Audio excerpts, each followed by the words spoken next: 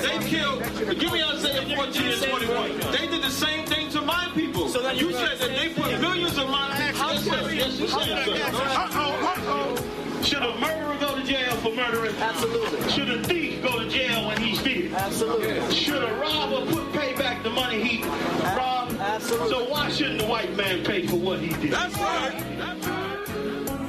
You see just how it feels. Payback is a dog. It's a dog. Payback is a dog. It's a dog. Payback is a dog. It's a dog.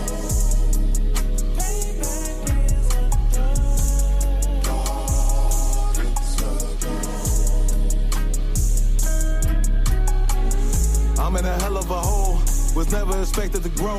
Just obstacles set in the road, that a result of me selling my soul. The story I'm telling is cold, but yet it's what everyone knows. The white man's the devil is known. America was never our home. Only a place of captivity, safe facility, hating, disfigure me.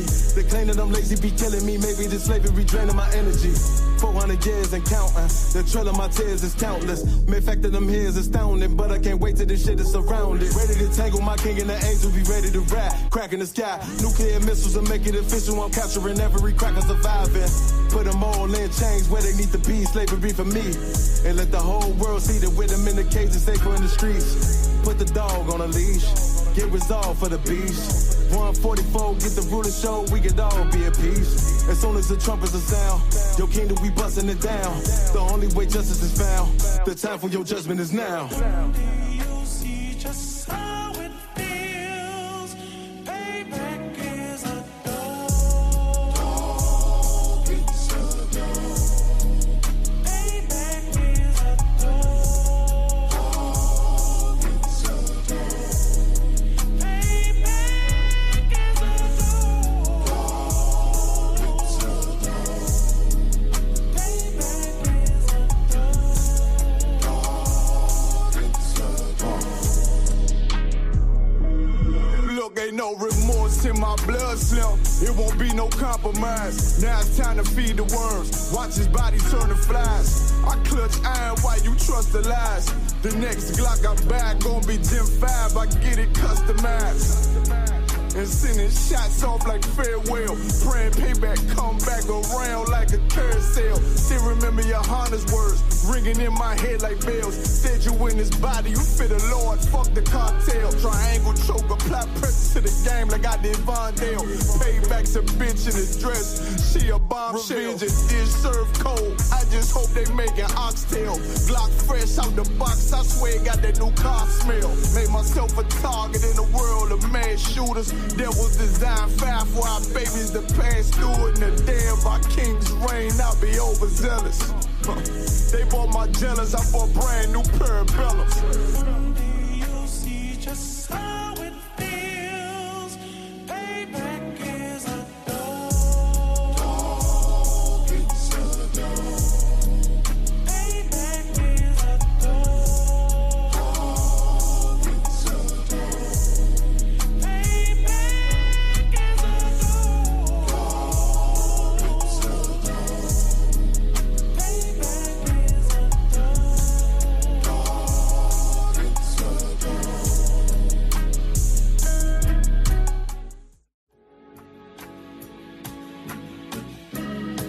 They killed, give me Isaiah 14 and 21. They did the same thing to my people. So you said that they put millions of my actions. Yes, you said, Should a murderer go to jail for murdering? Absolutely. Should a thief go to jail when he steals? Absolutely. Should a robber pay back the money he robbed? Absolutely. So why shouldn't the white man pay for what he did? That's right. That's right. You see just how it feels. Payback is a dog. It's a dog.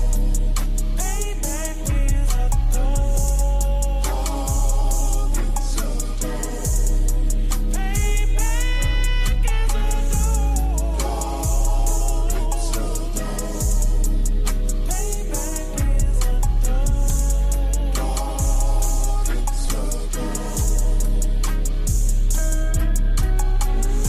I'm in a hell of a hole. Was never expected to grow. Just obstacle sat in the road. That a result of me selling my soul. The story I'm telling is cold, but yet it's what everyone knows. The white man's the devil is known. America was never our home. Only a place of captivity, save facility, hating disfigure me. They claim that I'm lazy, be killing me. Maybe this slavery draining my energy. 400 years and counting. The trail of my tears is countless. Main fact that I'm here is astounding, but I can't wait till this shit is surrounded. Ready to tangle my king and the angels, be ready to rap. Crack in the sky, nuclear missiles and make it official. I'm capturing every cracker surviving. Put them all in chains where they need to be. Slavery for me. And let the whole world see that with them in the cages, safer in the streets. Put the dog on a leash. Get resolved for the beast. 144, get the ruler show, we could all be at peace. As soon as the trumpets are sound, your kingdom, we busting it down. The only way justice is found. Yeah. Shalom, everybody. Shalom. Let me know if y'all can hear me. It's been a minute. Trying to work this out.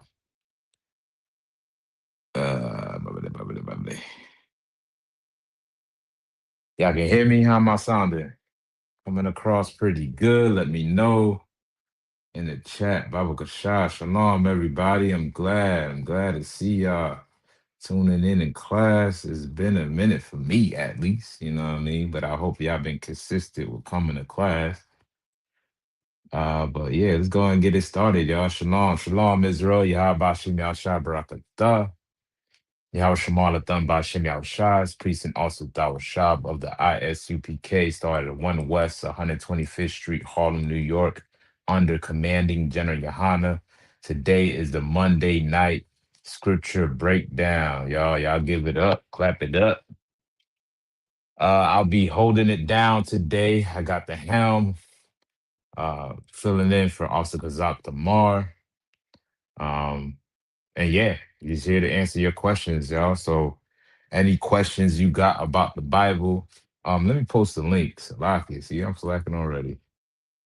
Let me post the invite link for everybody who wants to join the live. All right.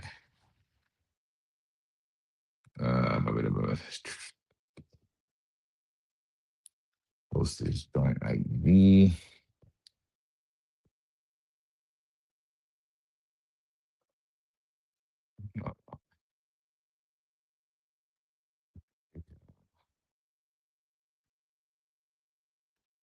All right.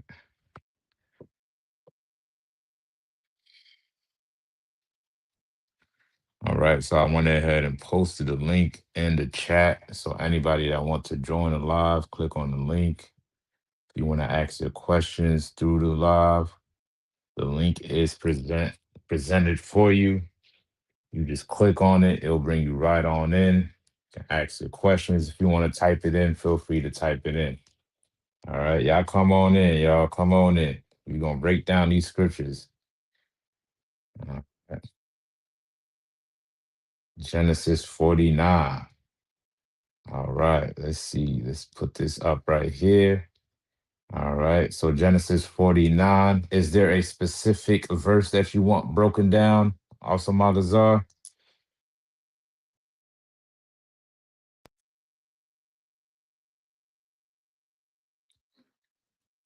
Hey, shalom, Trooper Tazarat.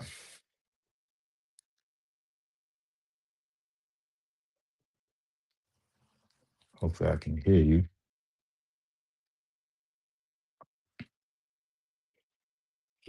Shalom.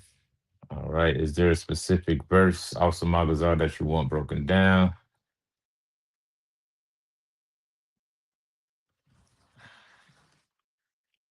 What else we got on here? We got a young man as well. Young man Clyde. All right. I mean, we can go to it. I could start from the top. And then if you want to get your specific verse off some Magazar, just let me know. You know what I mean? But we'll get the summary, the context of what the whole chapter is about. Starting out at the top, if somebody can grab me Genesis chapter 24, and we'll start at verse 1.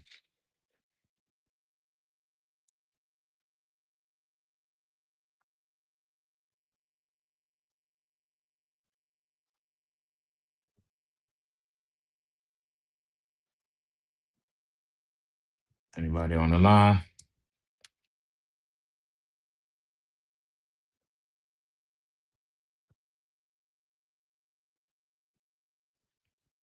Oh,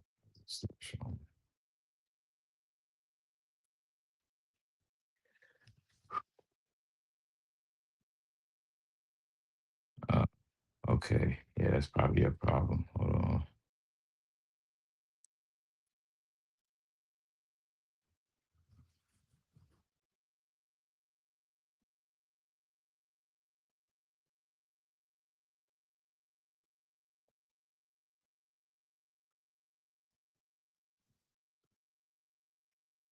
Yeah, I'm not hearing you for some reason.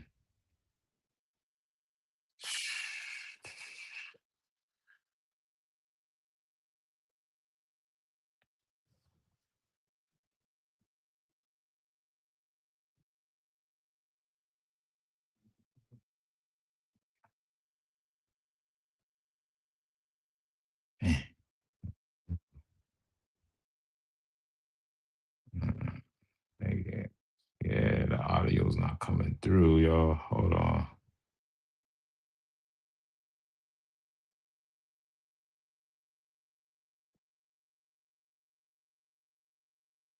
Are you muted? Check if you're unmuted or muted,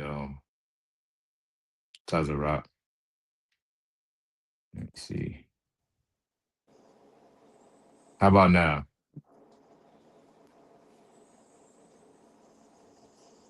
You can hear me?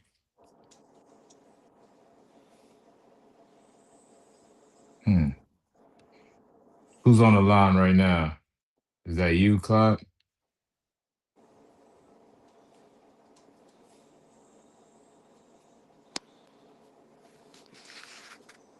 I can hear somebody. Somebody's on the live. If y'all can just say something. Salakia. There you go. You can hear me, right? Khan Adu Khan, Uh, you just put me in. all right, Most High in Christ. All right. Who else we got in here? I don't know what's going on, Tazarat. Let's see, man. I'm trying to get this audio going. Mm, all right, Magazar. Can you hear me, Warrior?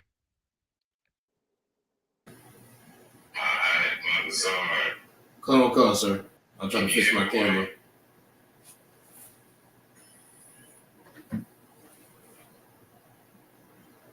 Okay. Okay. How about now? Am I sounding good? Come. Who's on the line? Is anybody on here? Can you still hear me, Clyde? Khan Adu Khan, sir. All right, all right. How about you, Magazar? Come. I hear you perfectly.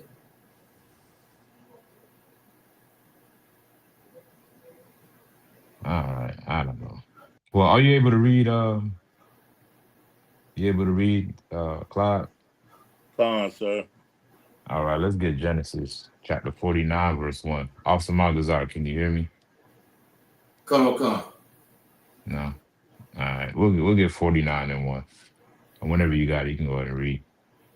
Yeah, I don't know what's going on with the audio, y'all. So y'all just bear with me. Genesis chapter 49, verse 1. Mm-hmm. And Jacob called unto his sons and said, gather yourselves together, that I may tell you that which shall befall you in the last days. When? In the last days. In the last days. Why is this important? Right? Who is Jacob? Let's first start from the beginning. Let's start from the very beginning. Jacob is who?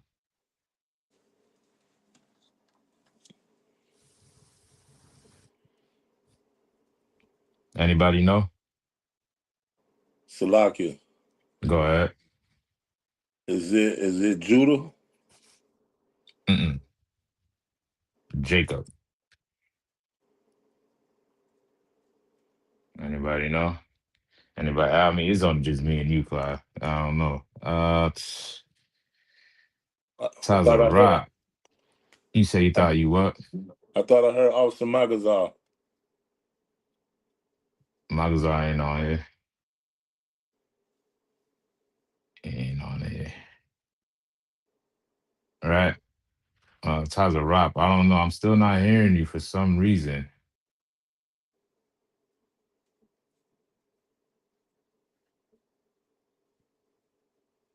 Try to check, double check to see if you're muted, unmuted. Are you? How about now, Taza Rock?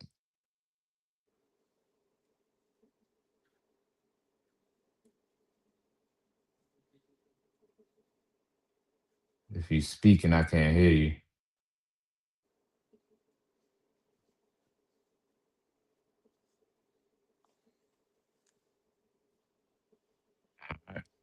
But all right. So we got some answers in the chat. All right, Taza Rock answered. Uh, Sheldon said Israel. Correct. All right, what else Shalom. answers we got? Shalom. Y'all gonna see Son of Isaac. Correct. All so I right. say you hear me? Son of Isaac, Abraham grandson, right? Jacob is the forefather of the 12 tribes of Israel, right? Jacob's name was later changed to Israel, right? And he birthed 12 sons who grew into the 12 tribes of Israel and grew into a nation. So prior to them growing into a nation, expanding into a nation, right? He was speaking to his 12 sons, which is Judah, Benjamin, Levi, right? They first started out as one single man and they grew and populated into a whole nation. You with me? Salaki, sir.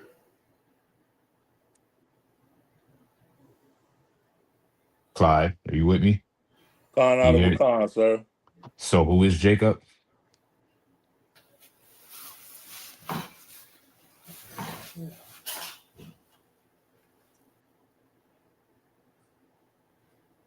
Who is Jacob? It's just me and you, Clyde. You can go ahead and answer.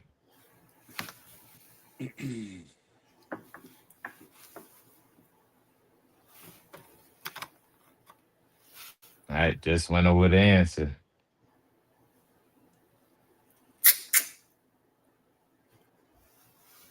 So who is Jacob? Jacob is the father of the 12 tribes of Israel, right?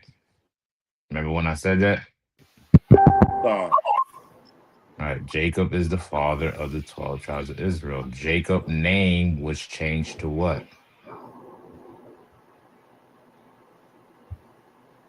Anybody know? Jacob's name was changed to Israel. Remember when I said that too? Con.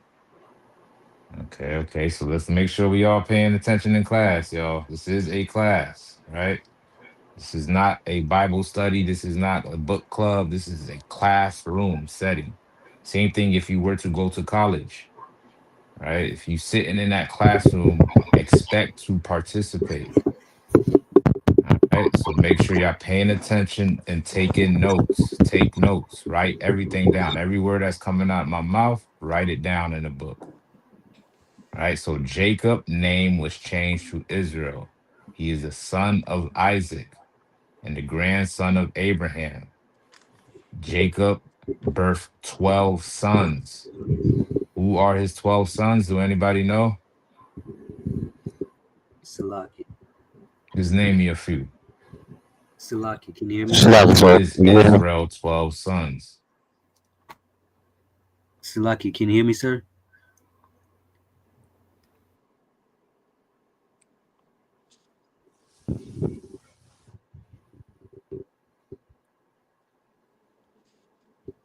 Salakia, can you hear me, sir? Anybody now? Salakia, can you hear me? Salak. Khan out of Khan, I I hear All you. mean, right, his Salaki, my 12 bad. sons is Tazarot. Judah, Benjamin, Khan out of Khan, Levi, I hear you. all right, Gad, Simeon. Y'all know who these people are? All right, these are the progenitors of the nation of Israel, the forefathers, right? Each individual son grew into a tribe. The tribe of each of them grew into a nation, right? The nation of Israel. We're called Israelites because we descend from a man named Israel, right? And we're able to pinpoint which tribe we come from based on his 12 sons. All right, his 12 sons still exist till this day. Their tribes still exist to this day. The great mystery is, well, who are these people? That is the great mystery. You got so many people who's making claims that they are the original Jews, that they are the Israelites, that they are the chosen people of God.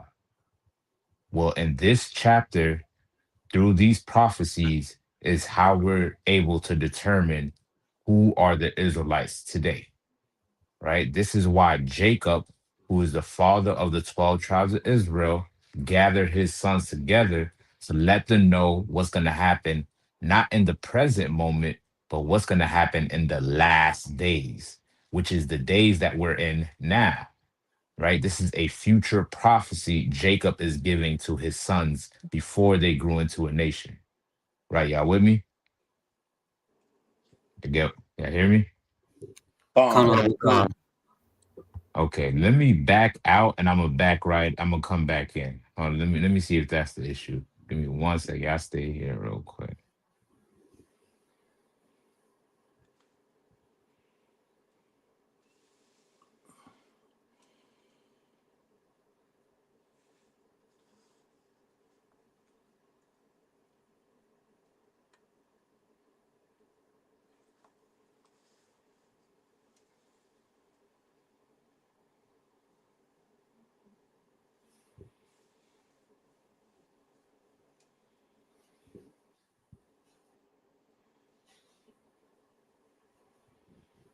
All right, y'all just give the teacher of the class a moment until he get back in. He'll be able to answer the question. Salaki, can you hear me out of one? Come on, I can hear you. Khan out of Khan.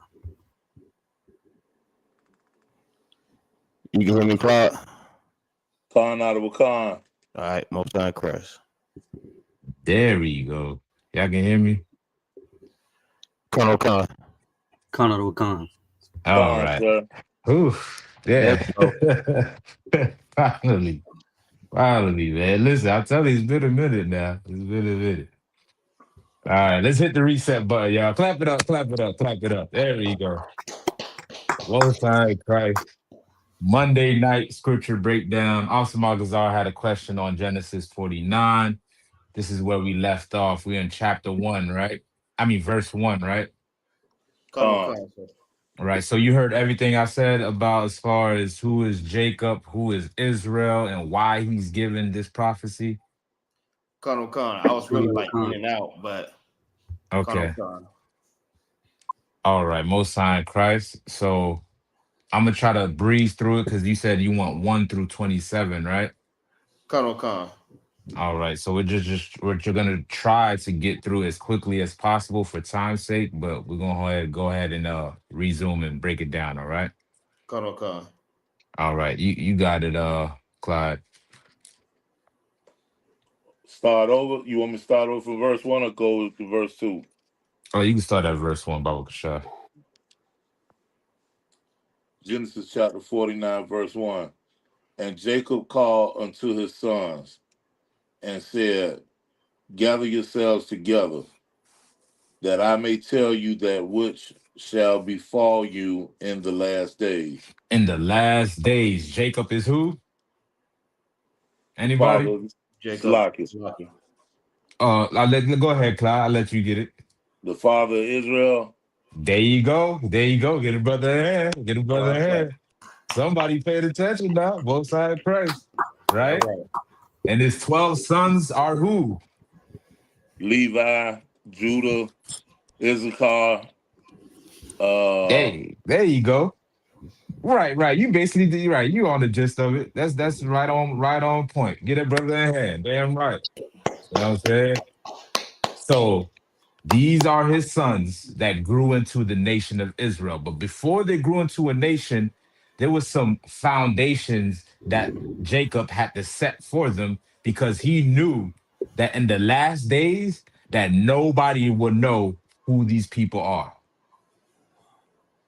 He knew that because in the last days, he understood that our people would be scattered without an identity and without a heritage.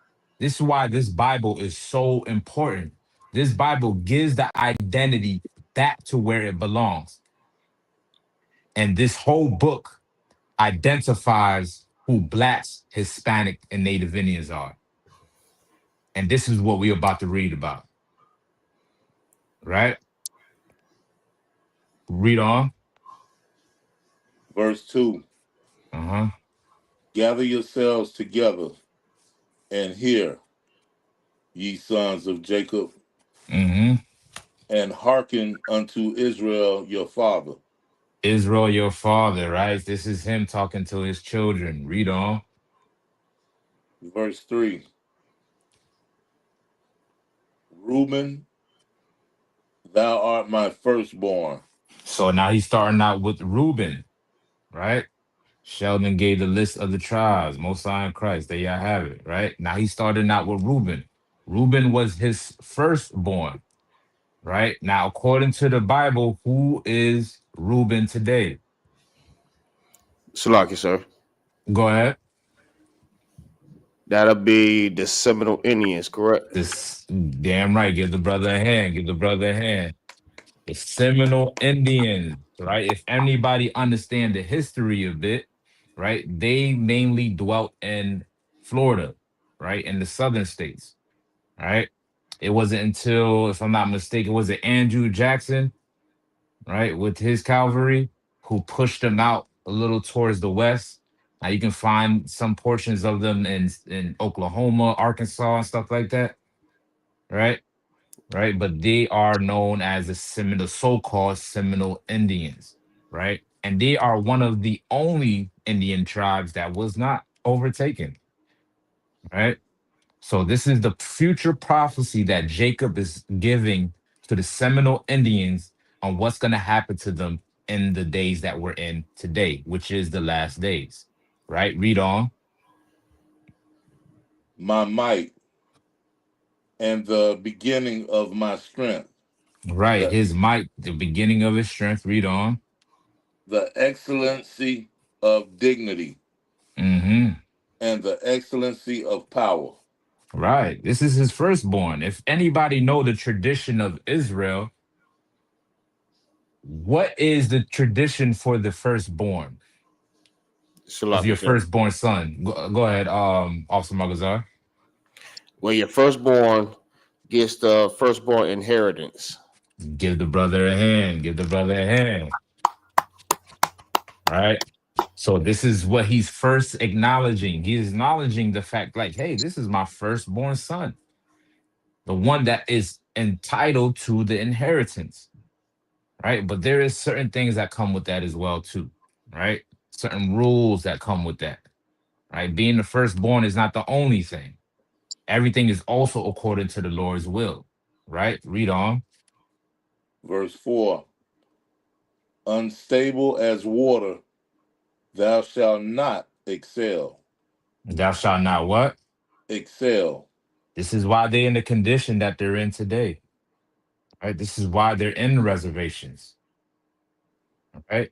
He was the firstborn, promised the inheritance, but he was not the chosen tribe, so to say. All right. Read on. Because thou wentest up to thy father's bed, Mm-hmm. then defileth thou it. He went up to my couch. Right. If anybody's familiar with this story, what is he talking about? What is Jacob talking about? Salaki. Go ahead. Reuben committed fornication with his stepmother. Yeah, right. That's what he did. He slept with one of Jacob's wives, right? And which is a no-no according to the Bible. You know what I'm saying? This is Right. a sin. You know what I'm saying? So he's laying down the prophecy, the reason why he wasn't giving that title of inheritance.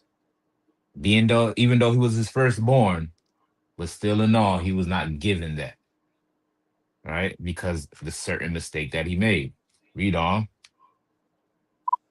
Verse 5. Simeon and Levi are brethren. Who? Simeon and Levi are brethren. According to the Bible, Simeon is who? Uh, Salakia, so Oh man, we got more soldiers in the chat. Who else we got in here? I heard Trooper Mashah. You want to answer? Canada can say Simeon is so-called Dominican. Right. Give the brother a hand, right? Of native and indigenous descent, meaning the Taino, Arawak Indians of the island of Hispaniola, is known as known as the tribe of Simeon, right? They are the Simeonites, right? Who is Levi? Salakia, sir. I know you know, Clyde. I also heard Taza Rock. That was you? Khan Khan. Okay, go ahead. You want to answer? Who's Levi? Khan. That would be the so-called Haitians. The so-called Haitians. Correct. Now, how is this prophecy so fitting to tell us that the so-called Dominicans, the so-called Dominicans are the tribe of Simeon, and the so-called Haitians are the tribe of Levi? How is this prophecy so fitting to let us know that they belong to these tribes based off of what the brother just read? Salakia, Right. Go ahead. Salakia, so Hmm. I don't Go know ahead. if I can explain it. I don't know if I can explain it right the way you could, but at the same time, the island was one. Haiti is an entire island. It was one. Right. But the so-called white man, the oppressor, divided the island in two, and the east part is becoming Haiti, so-called the tribe of Levi, and the other part of the island, so-called Dominican, it's the tribe of Simeon. But at one time we were one. As yeah, at one time we were one. Give the brother a hand. Exactly right. Right. Jacob told Simeon and Levi in the last days that them two will still be together. Right. They are brothers. This is why they share the same island. Right. Right. But the issue is they're in constant conflict with each other. Right. This goes to show that the Levites are Haitians and the Dominicans are the Simeonites. Right. Read on. Instruments of cruelty are in their habitations. What do they have? Instruments of cruelty. Are in their habitations. This is what's going on in the island of Hispaniola, right? Like Trooper Mashal said, right? At one point, they were considered one. They used to operate as one, right? It wasn't until because the colonizers infiltrated and divided the island, one side being French and the other side being Spanish, is what created that division that existing till this day, right? This is why they're in conflict today. This is why the Dominicans can't even tell that the Haitians are their brothers. Right now, they're having like a mass deportation in the island of Dominican, right? They're at odds with one another, at war with each other because they don't understand their identity. Right. Dominicans are not Spaniards. You know what I'm saying? The natives, the Arawak Indians, descend from Simeon. They are one of the 12 tribes of Israel. Haitians are not Africans. They're not. They don't need no African aid. We don't need to be a part of the AU, the African Union, right? They descend from Levi, which is one of the 12 tribes of Israel, right? But because we've been conquered, we think we're totally different people when really they're actually brothers. This prophecy alone can help mend that difference between each other. But because we lost our identity, we rather rely on instruments of cruelty. Like what? Somebody give me an example of some of those instruments that we use cruelly against each other. Salaki, sir. Just go ahead. That'll be voodoo and Santeria. Give the brother a hand. Give the brother a hand. Right? These are the instruments that they use against each other. Voodoo and Santeria, right? See. Right, Khan. I like how you respond in Spanish. That's good. You did. Get up, brother. Hey, listen, I need to learn that Spanish too, man. Look, I don't know. I just did that out of reaction. I don't know. I just be doing it so much. I forgot I'm in class. That was perfect. I even do that with the Hebrew too. I do that the same thing. You know what I mean? Shout out also Magazar who be teaching a hell of a Hebrew class. You know what I'm saying? I advise every young officer or trooper or any inspiring brother who's looking to be an officer to be in the Hebrew class because it is a major portion of you becoming an officer. All right.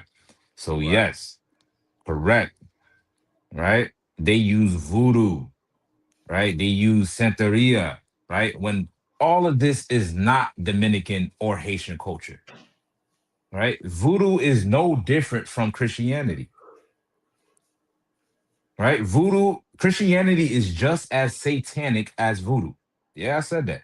It's just, people love to label voodoo as satanic, but what about Christianity?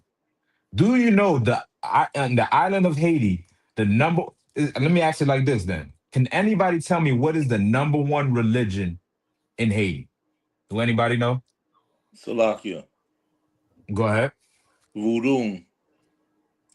Ooh, that was a good guess. Anybody else? Go Salakia, ahead. sir. Uh-huh. The Catholicism. Give the brother a hand, right?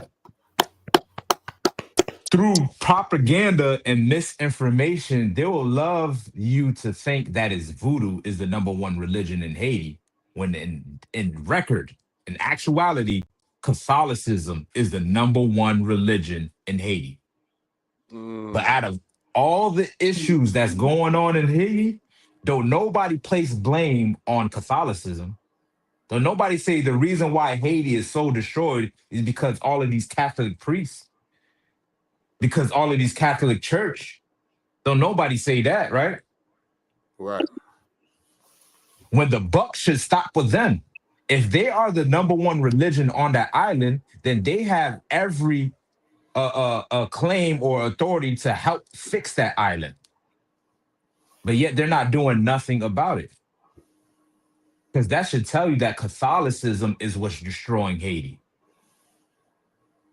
Right, Because right. Catholicism is no different from voodoo. They both satanic. If you ever seen a Same voodoo thing. ceremony, same thing. Damn right, Michelle. If you ever seen a voodoo ceremony, I guarantee you, if you ever you see it, it looks no different from what goes on in the Christian church. All that screaming and shaking and getting the Holy Ghost and hollering and they do the same thing in church. Right. Same thing.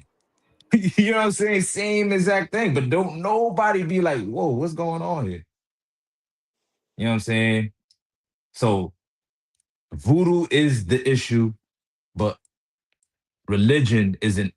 Catholicism at that is an issue as well too, right? And we use these things as instruments of cruelty against each other. All right, we use the Santeria against each other when that comes from Christianity as well too, or that Africanism that blended amongst them, right? being that they found us in the western part of Africa, right? A lot of those traits we try to mimic and emulate when none of those things has anything to do with the Haitians, all right, or with the Dominicans. All right, read on. In Genesis chapter 49, verse 6, Mm-hmm. O my soul, come not thou into their secret Mm-hmm. until their assembly. Mine honor, be not Mm-hmm. thou united. Right. For in, If I could pause you there real quick, be not thou united. This is a prophecy. This is how you know who is talking about. Right? This is a prophecy letting you know that these two are going to be divided, even though Mhm. they're brothers on the same island. Brothers on the same island, but yet they're divided. Right? Read on. for in their anger they slew a man, Mm-hmm. and in their slew will they dig down a wall. Right. In their anger, they slew a man. What is Jacob talking about? Do anybody know Salakia. this story? Go ahead, Trooper Tazarot. Um, I forget who it was, but Mm-hmm. the dude SA their sister, so they banded together and yeah they did some things to They that man. did, right. They did some damage. Right. They burnt down a whole city behind what a man did to their sister. Right. And of course, they love their family, they love their sister, but the thing was they wasn't given the order to do so. You know what I'm saying? And Jacob understands that if these two come together, think about how much damage Dominicans and Haitians can do if we band together. You understand what I'm saying? Let alone what the Haitians did. I mean, we freed the whole Western Hemisphere, Con right? You dig what I'm saying? Black Con people in America, right? Slaves in Central and South America would not be free today if it wasn't for the Haitians. Now imagine if the Dominicans joined them in that. We'll be the most powerful country to this day. You understand what I'm saying? Con. Right. And Jacob understood that if these two come together, man, they will do damage. But because of what's going on with the voodoo, because what's going on with the Santeria, they're going to be divided, man. And they're going to hate each other in the days that we in today. Right? Read on. Verse 7, cursed be their anger, Mm-hmm. for it was fierce, and their wrath, for it was cruel.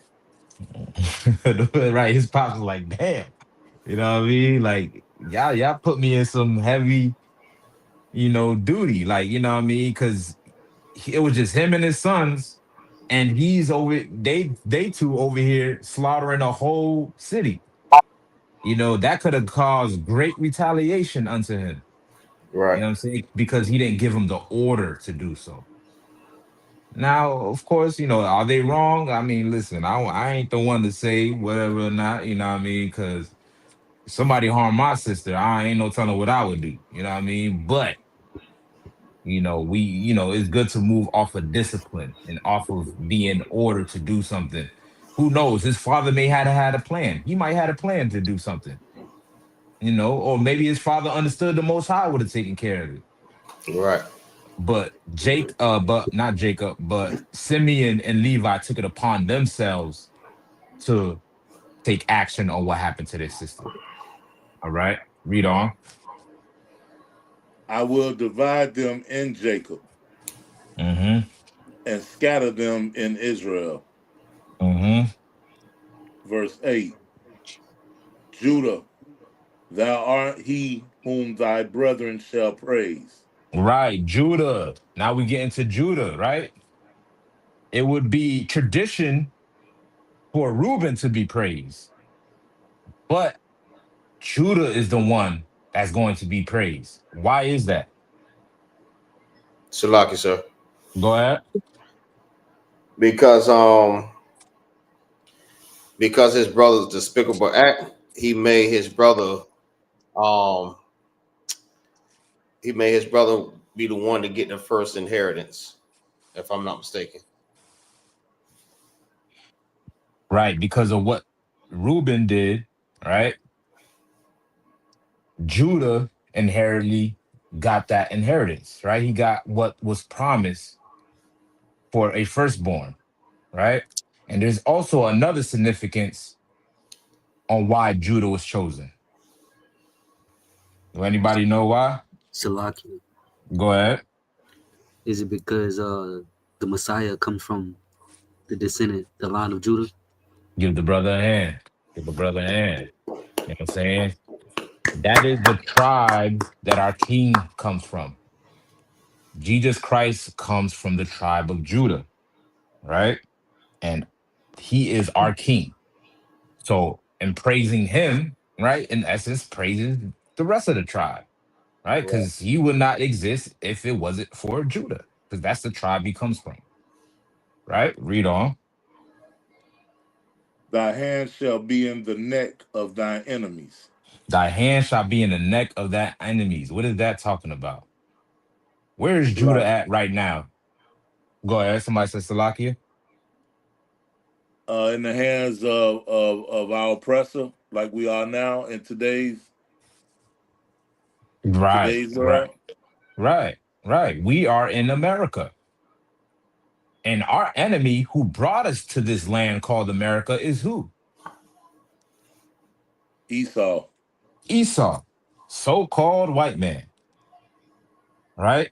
And everything, if you ever understand, you can understand this. Everything, whether it's politically, uh, through legislation, through laws, whatever it may be, weighs on it weighs on the relations between black and white people. That's how everything functions in America. Race plays a big part in how this country functions. Right. Right? Did you know that Donald Trump recently he ended the program for nurses to be certified as a professional, something like that, if I'm not mistaken. Y'all know what I'm talking about? Khan out of a Khan, sir, you right. Canadian Council. Right. No longer are nurses considered a profession. Right. Now think about how many black women are nurses Mm. that go out and get that nursing degree. Do you think that this is going to affect the most? Who you think this is going to affect the most? Salakia. Go ahead. Black women.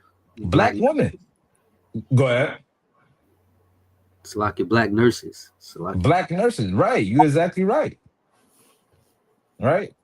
Because everything is based off of race. This is why certain laws are put in place.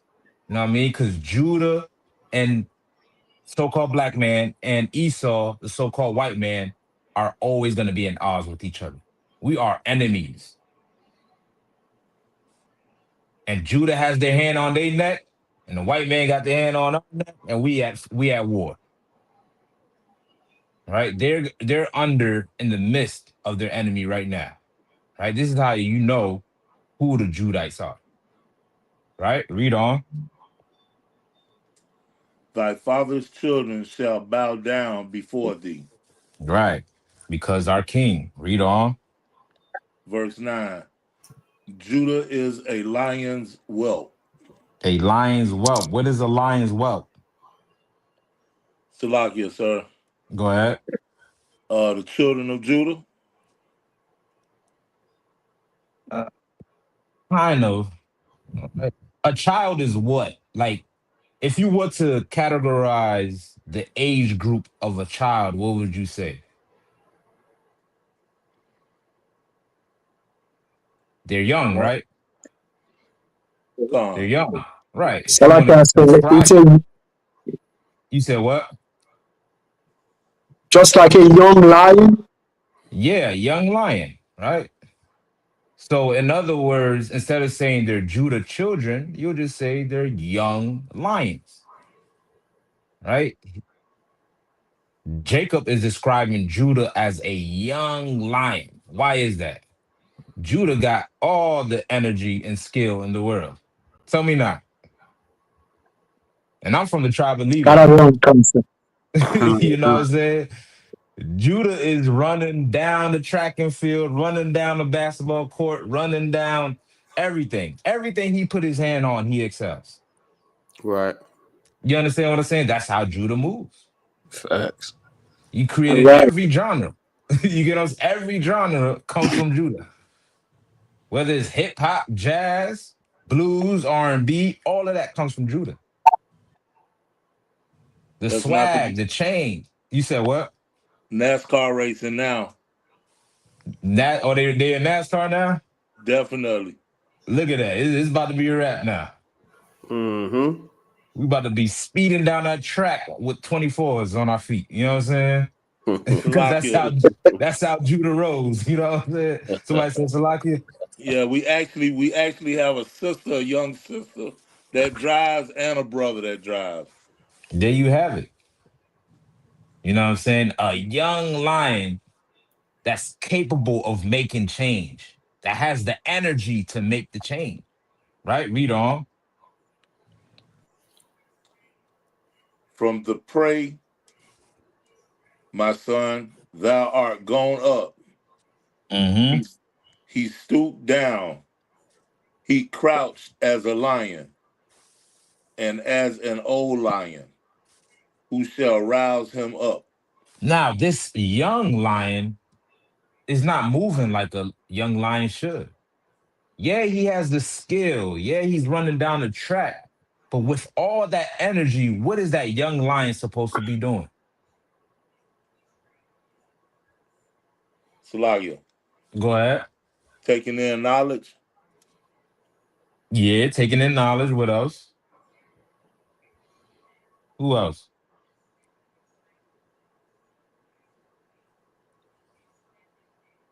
Salakia, sir, what was the question? Right? That young lion, Judah, right, has all this energy, right? But he's crouched down, right? What is he supposed to be doing with this young lion energy?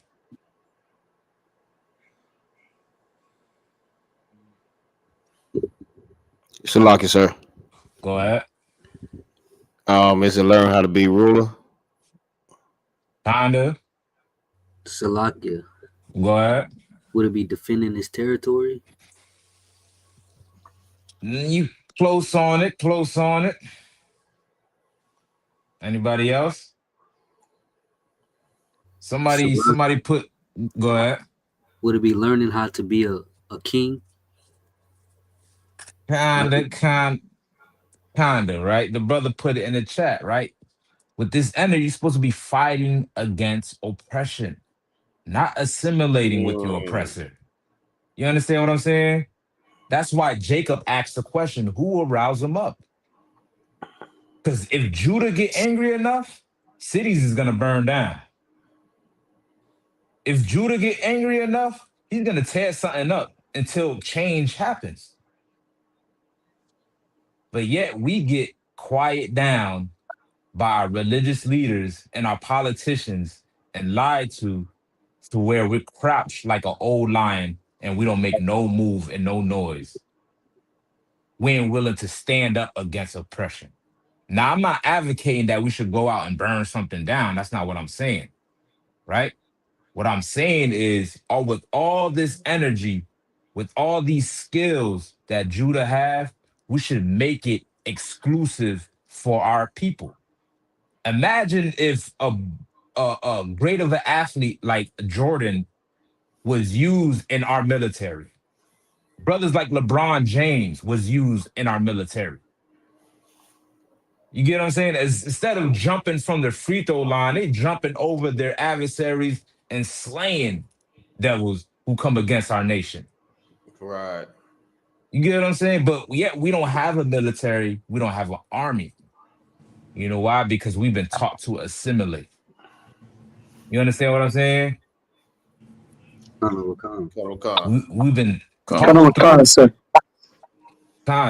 we've been taught through civil rights to go to sleep, lay down, and don't worry about everything. Just vote and believe in Jesus. You know what I'm saying? When we are supposed to be standing up for our people like a young lion and using our energy to fight against this oppression. Right? Read on. Verse 11, binding his foal unto the vine, and his ass's coat unto the choice vine. He washed his garments in wine, and his clothes in the blood of grapes. Right. I think you skipped verse 10. If you start Did at I? verse 10. Yeah. Verse 10, Hmm. the scepter shall not depart from Judah. Right. The scepter is shall not depart from Judah. What is a scepter?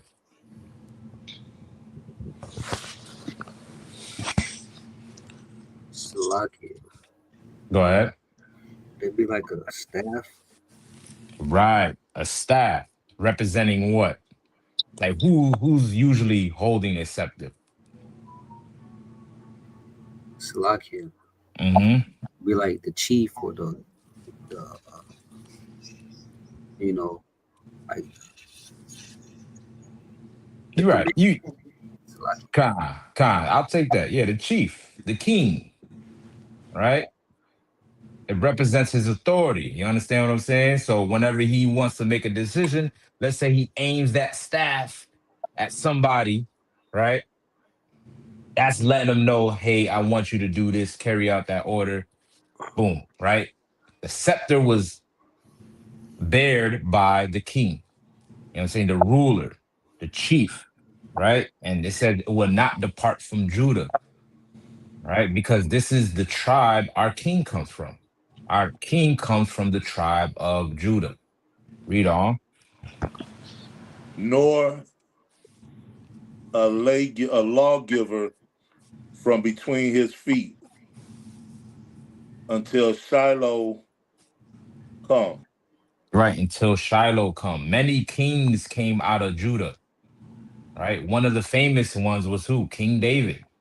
After that, King Solomon, Mm-hmm. right? Many ruling class brothers, right? All right. Came from Judah. Lawgivers came from Judah that upheld the law, right? And it was going to continue on through that path until Shiloh come. Who is Shiloh?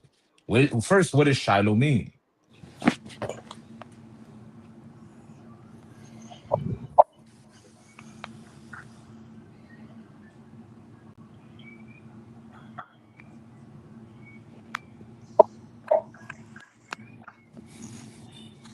Shiloh. What is Salaki. Shiloh? Salakia. Go.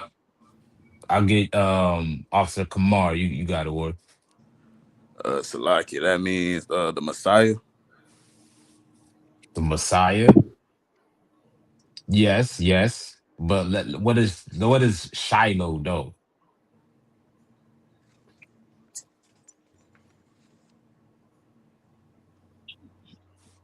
Salakia.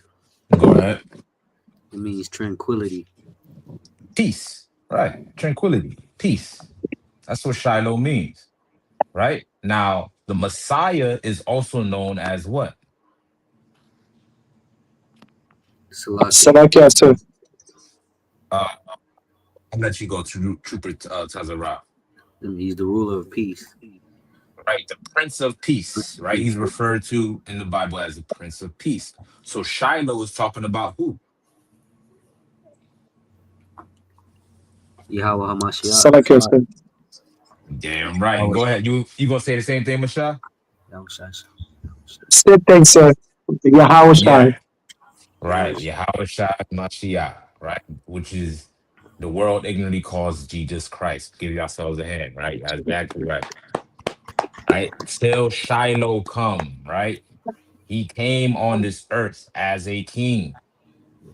Right. He was not given his kingdom because he first had to die first and resurrected. Right. But he came as chosen a Messiah. Right. As a king. All right, read on. And unto him shall the gathering of the people be. Right, the gathering of the people be what people? Salakia. Salakia, I'll let you go, Clyde. the 12 tribes. Give the brother a hand. They're right. You know what I'm saying? This is who we answer to. We answer to our King Yahushua, which comes from the tribe of Judah. Now, if I could, Malgazar, for time's sake, because we're an hour deep into this, if you want to hold off to the second half for next week, and then we can go through the rest of the tribes if that's cool with you. Cut on, And cut, sir. That's too up. all right, Most High in Christ, Most High in Christ. So that way, give brothers or sisters an opportunity to ask a question if they have it. Right. All right, the water word, the water. So if anybody else got any other questions, let's go. Salakia, sir. Go ahead. I guess my question would be like, you know, we had the truth back then, but in parts of in the scripture, it would say that this man's heart was perfect towards the Lord. What made him perfect toward the Lord? What, you know what I mean? What did he do or have that made him perfect compared to everybody else that had the truth? If I'm asking that the right way. Like, what is it to be perfect, in other words? That is a great question, right? Let's get one example of it, of what the brother is speaking about. Let's get Job 1:1. All right, let's get Job 1:1. Let's get that real quick. Cut on, cut. Go ahead. This is the book of Job, chapter 1, verse 1. Mm-hmm. There was a man in the land of Uz, whose name was Job. Mm-hmm. And that man was perfect and upright. He was what? He was perfect and upright. Whoa. Nobody's perfect. We're all just human, right? How many of y'all heard that before? A lot. All right, plenty of times, right? Well, people will love to use that as an excuse to not being right with God. Right? Now, the brother asks, what makes a man perfect? Can somebody grab me what Christ said, be ye perfect? Somebody can grab me that.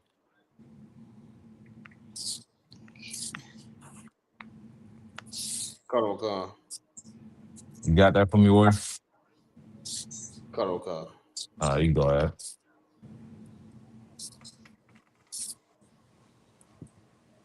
All right. This is the book of Matthew, chapter 5 and verse 48. Mm-hmm. Be ye therefore perfect. Be what? Be ye therefore perfect. Now, not only was Job perfect, but Christ is calling for everybody that serves God to be what?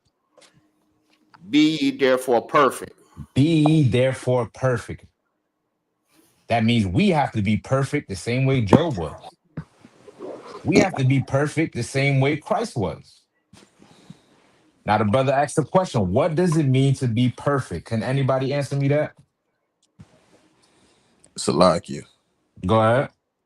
It means to follow the example that Christ set by Follow. keeping all the laws, statutes, and commandments to the T. Give the brother a hand. Right? Keeping it to the T. Right? Let's get the precept. Let me get Psalms 19. Go ahead. I got it. Psalms 19:7. Oh shit, you're already on it. Both sides Christ. Go ahead, soldier. This is the book of Psalms, chapter 19, verse 7. The law of the Lord is perfect. The what? The law of the Lord is perfect. The law of the Lord is perfect. This is how somebody becomes perfect in the eyes of God. Now, does this mean that when you walk, you'll never trip on a pebble You never scrape your knee. You'll pass every test. You make a hook shot from the 3-point line, is it automatically gonna go in? Does it mean that? No, it doesn't mean that. Right? What it means to be perfect is somebody who abides by the laws of God, each and every law of God. And that's exactly what Job did. He was a man who was upright and upheld the laws of God, even while his children was going off, even while his rib told him to curse the Most High when he lost everything. Right? The same thing with Noah. Noah was considered perfect. Even while everybody else around him was sinning, Noah upheld the laws of God. That's in the Old and in the New Testament. Right? Read on. Converting the soul. The testimony of the Lord is sure, making the wise the simple. Mhm. Right. This is what makes a man perfect. This is how you gain wisdom. Right? Upholding the laws. That means making sure that you keep the dietary law, because God got laws on what you eat.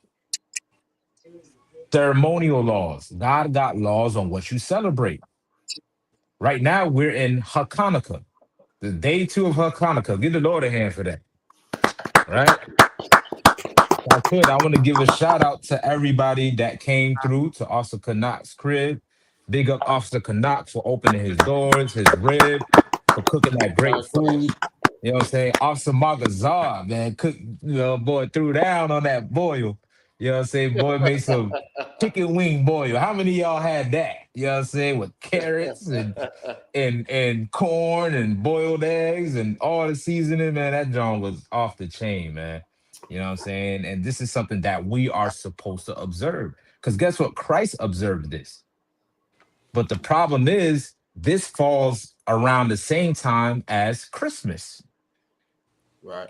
when God commanded all Blacks, Hispanics, and Native Indians not to celebrate Christmas. It's in the Bible. It's in the Bible. Right? And if you want to be perfect in the eyes of God, you have to practice his ceremonial laws. You have to celebrate what he tells you to celebrate. All right? He has laws on marriage, on who to sleep with and who not to sleep with.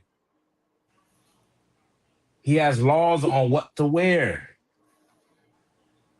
All these things play a part on how we conduct ourselves in our lives. And God gave us the blueprint on it.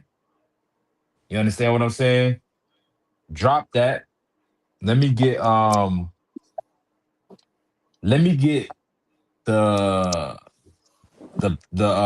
precept where Christ was speaking to the rich man, and he told him to sell everything that he has, and the rich man got sad and didn't want to follow Christ. Can somebody grab me that? Y'all know what I'm talking about? Right? Now, here's the thing. Right? What Christ came to do when he was, while the brother grabbed it, I'm going to just give it context a bit with this, right? When Christ was on the scene, what he did is increase the standard of serving God, right? Keeping the laws, I'm going to hit you to something. Keeping the laws is the bare minimum. Now, why do I say that? Because you were supposed to be keeping the laws in the first place, right? Right now, it seems as if it's something so radical or something so great to do because we've been so far from it. But imagine if it was something that you was already born into. It would have been second nature. Right. Well, this is how it was supposed to be for every Black, Hispanic, and Native Indian. Keeping the laws was supposed to be second nature to us. Lakia. Go ahead. That was actually my question. Mm-hmm. That was my question. Like, because they knew the truth. That's because back then they all had the truth. So what was it to be perfect? Right. Salakia. Khan. Most High Christ. That's exactly what we're breaking down, right? The first thing is to keep the laws, right? Because we had them doesn't mean all of us was keeping it. You know what I'm saying? We had the laws. The niggas was not perfect. You know what I'm saying? It was only a select few, a chosen few that was perfect, right? And there's another part that goes to it, right? This is what we about to get to right now, right? You keep the laws of God, it's supposed to be second nature unto you, right? But what Christ did is increase the standard, right? So whoever got that, let's go ahead and read. Salakia Go ahead. is the book of Matthew, chapter 19, verse 16. And behold, one came and said unto him, Good master, what good thing shall I do that I may have eternal life? Right. Isn't that kind of similar to what the question is being asked, right? If we were to reword it a little bit, right? He's asking, how can I get eternal life? Which is, how could I get into the kingdom? Right now, Christ, what we just read in Matthew 5 and 48, where it says, be ye perfect, right? In order to get the kingdom, you have to be perfect, right? So this young man is asking the similar question, what do I do to be perfect so I can be in the kingdom? Right? Read on.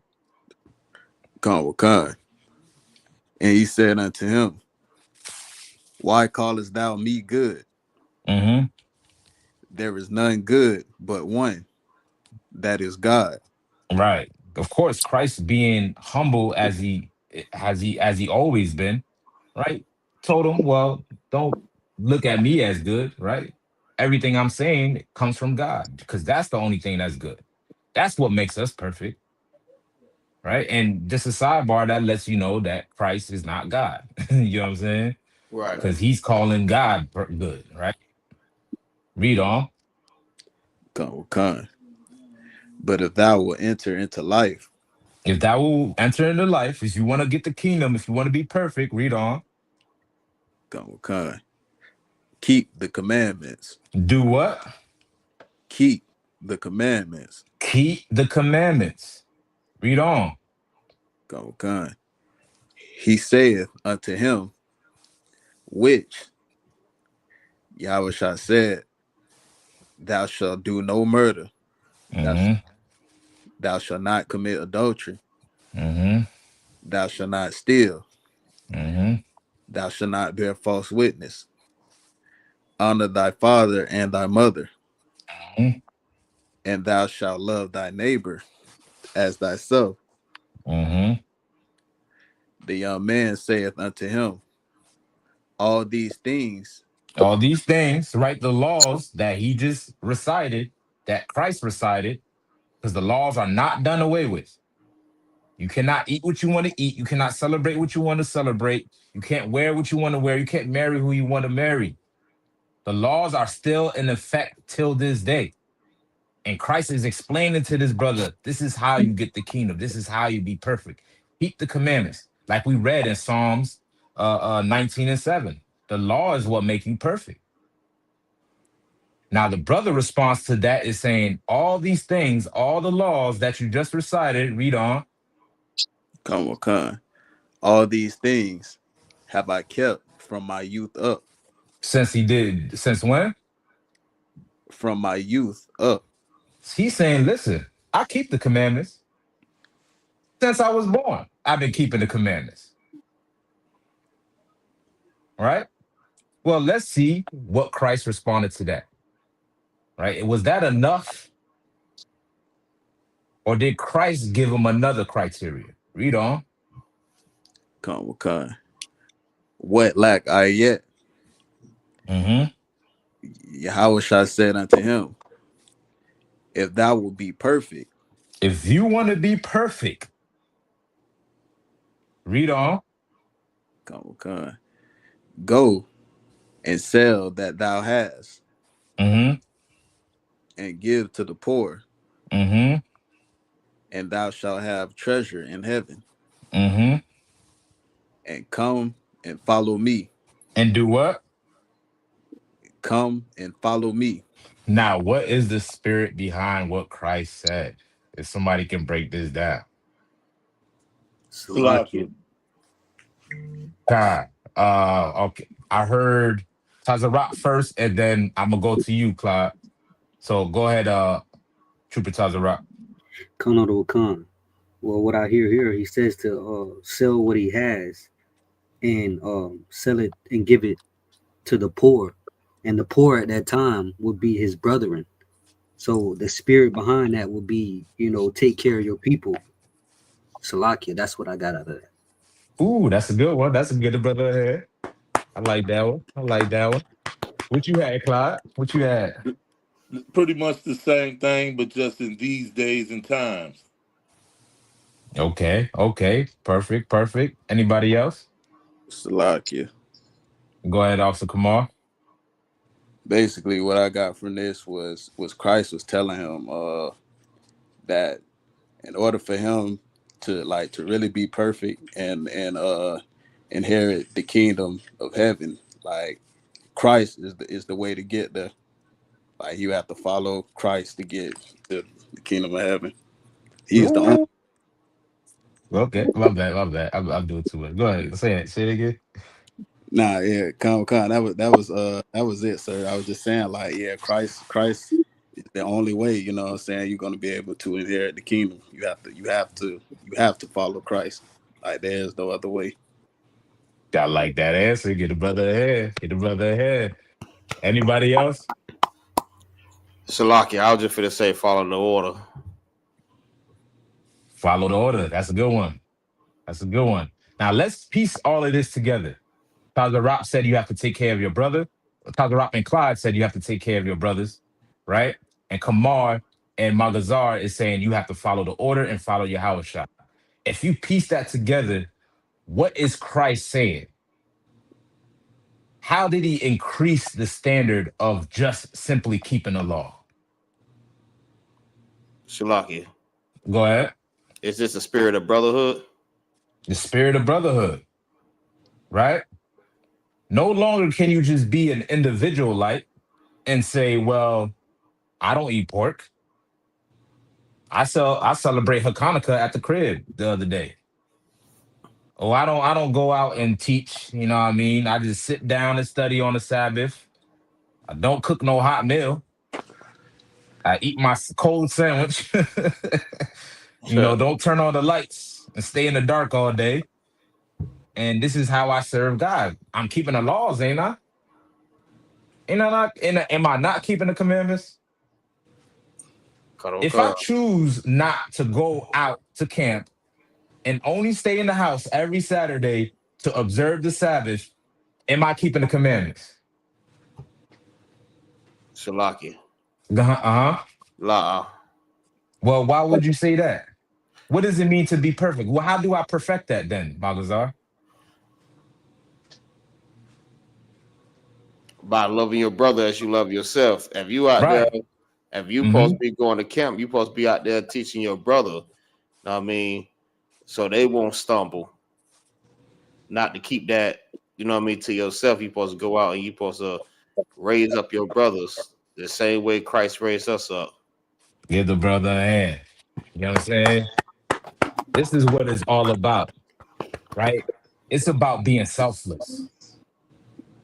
It's not about just worrying about your own individual righteousness, or not only about worrying about your own individual gain and your possessions, but it's about your brothers and sisters that need you. Christ is letting them know, yeah, you keep the commandments, but now it's time to follow me now. Keeping the commandments is just the standard. But if you want to perfect it, you ought to follow the man who God has chose and take care of your nation. That's how it goes. Everybody act like they don't want to follow a man. They want to do their own thing. They want to observe the Sabbath by themselves in their house. It's much bigger than just you, brother. When Christ returned, he's not coming to save individuals. He's coming to save a whole nation, a whole collection of us as one. We went into captivity as one nation. Well, guess what? We're going to get out of captivity as one nation. That's right. You understand what I'm saying? Well, it's going to take us to build this nation in order for us to get out of this captivity. You being individually righteous is not going to save us as a nation. Right. We have to do what Christ said to do because that is the man that God told us to follow. Now, being that Christ is not right here in front of us, because where is he at? Salaki Go ahead. is with the Father. He's with the Father. So how do we still follow Christ then? If we don't see him physically? Shalaki, Go ahead. by his examples. By his examples. Now, who has he set as an example to follow him? Salakia. Go ahead. The children of Israel. Ooh, that's a good one. That sounds nice, right? Shalaki. Go ahead. I'm gonna go ahead and say Commander General Yohana. Give the brother a hand. Yeah, right.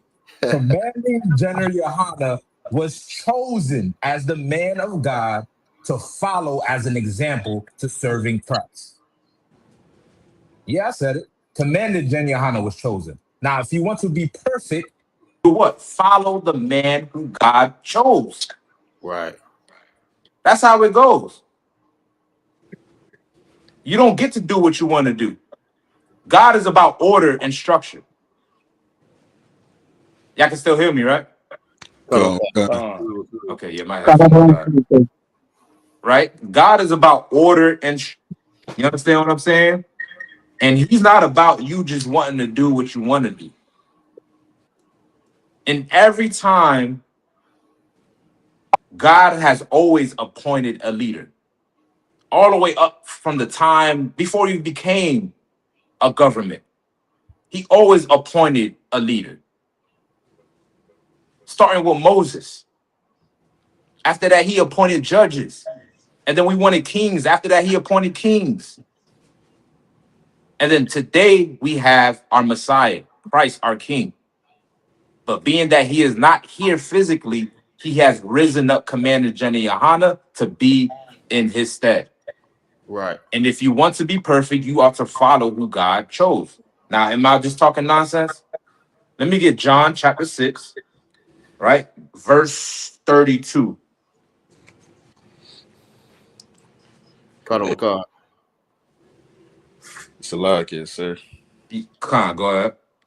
Now I was about to say, real quick, if I could, Con. the few verses that we just read, like in the way you broke it down, like that's a cut. That right there is a cut to individualites and a whole lot of these you know what I'm saying, fake Israelite groups. Con. You know what I'm saying? And Christ was doing that 2,000 years ago. You know what I'm saying? You know what I'm saying? Because this cat was exactly what everybody else is doing today. Everybody else just goes online, get a couple breakdowns, and they think they made it. They're in the truth now. They all saved. They ain't got to worry about their nation. You know, there's brothers out there that's against food drives. Did you know that? That's insane. There's Israelite groups that exist out there that's against food drives.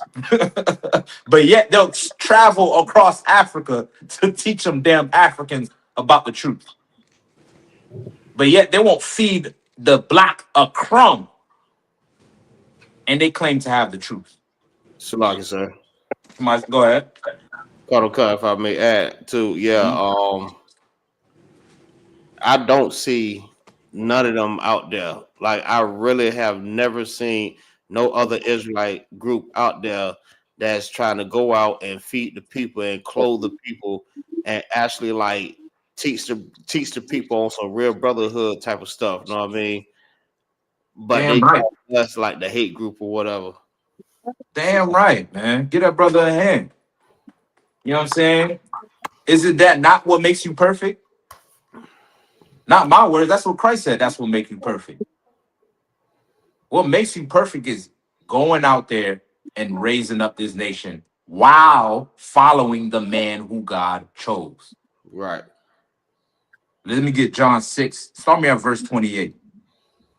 Salakia. Go ahead. If I just may add something real quick Go get down, boy. on the last scripture, it's crazy because he had the opportunity to follow Christ in the flesh, the truth. When everybody, it was so many, what I'm saying, people out there that thought they had the truth, but Christ was there in the flesh telling him to come follow me, and he didn't do it. And you got today's time where there's thousands, so many people that's willing to follow Christ in the spirit, and he had the opportunity to do it right there.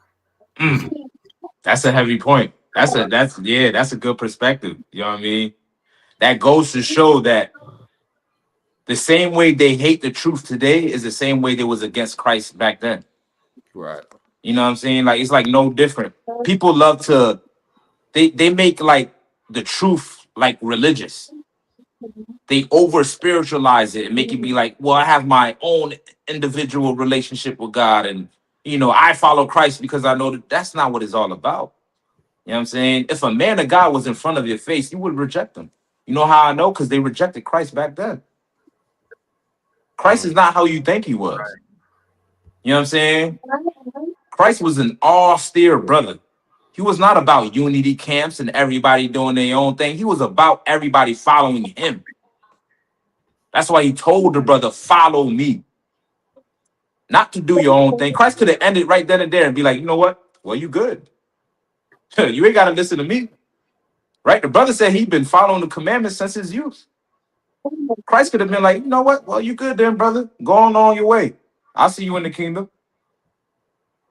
It didn't stop there. Christ said, you know what? This is how you become perfect. I'm going to raise the standard for you. No longer are you going to be able to Shabbat Shalom at the house. Now I want you to go out there and help your brothers and sisters while following the man who I chose. Right. Right? Let me get John 6:28. Salakia. Let me get you, Clyde. Let me get Clyde to read. John 6, chapter 28. Then said they unto him, what shall we do that we might work the works of God? Isn't that similar to what the other brother asked? Right? The rich man. Mm-hmm. Right? What must we do to do the works of God so we can be perfect, so we can get the kingdom? Right? Let's see if Christ's response is consistent. Read on. Verse 29. Yahushua answered and said unto them, this is the work of God. This is that what? ye believe. Hold on. Let's slow this brother down. Let's taste every word. You know what I'm saying? So we can get a good understanding. Right? Start me from that part one more time. This is the what? This is the work of God. This is the what? Work of God. Now, Christ is getting ready to respond to let them know this is how you serve God. This is how you be perfect so you can get the kingdom. This is the works of God. This is how you serve him. Read on. That ye believe on him whom he hath sent. That you do what? Believe on him whom he hath sent.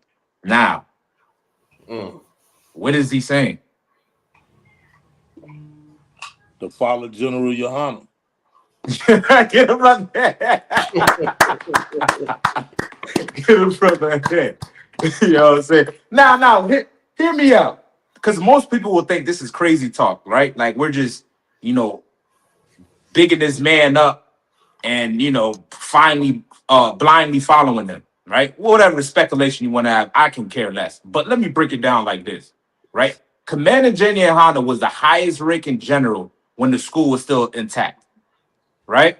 When the school fell, you know what everybody else decided to do?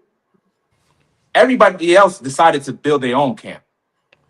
This is why you have camps like GMS, IUIC, AOC, whatever alphabet is out there. The only man that decided to stand with the ISUPK was who? Commanding General Yohanan. So he has the rightful claim to be the leader of the school. You understand what I'm saying? When the school fell, when everybody decided to jump ship, Commander Jenny was the only one that stayed. Right. Guess what? That makes him the leader. You know what I'm saying? That's right. If you ain't a part of the organization anymore, you're not a leader no more. You're less. Well, Commander Jenny decided to stay, while everybody decided to do their own thing. Because that's who God chose. God chose Commander Jenny. And Christ is saying, in order for you to serve God, you have to follow who God sent. So Christ is telling the people to follow him. And he's going to give you an example of that. Read on. Verse 30. They said, therefore, unto him, what sign showest thou then, that we may see and believe thee? What doest thou work? Mm-hmm. Verse 31. Our fathers did eat manna Manna, right? in the desert. Mm-hmm. As it is written, he gave them bread from heaven to eat. Right. So he's saying, well, the people are saying, well, give us a sign so we can know that we should follow you. What sign that you going to give us to know that you are the chosen one? Right? And they use a reference on what happened with Moses. Well, there's a conflict in there. There's an issue with that. Because the thing is, even though manna fell from the sky, people didn't want to follow Moses then. Even though God blessed them with food in the wilderness, they still didn't want to follow the man who God chose. People thought they could do their own thing. Read on. Verse 31. No, verse 32. Then Jesus said unto them, verily, verily, I say unto you, Moses gave you not that bread from heaven, but my Father giveth you the true bread from heaven. Mm-hmm. Verse 33. Mm-hmm. For the bread of God is he which cometh down from heaven and giveth Mm-hmm. life unto the world. Right. Read on. Verse 34. Then said they unto him, Lord, evermore give us this bread. Mm-hmm. And Jesus said unto them, I am the bread of life. I am what?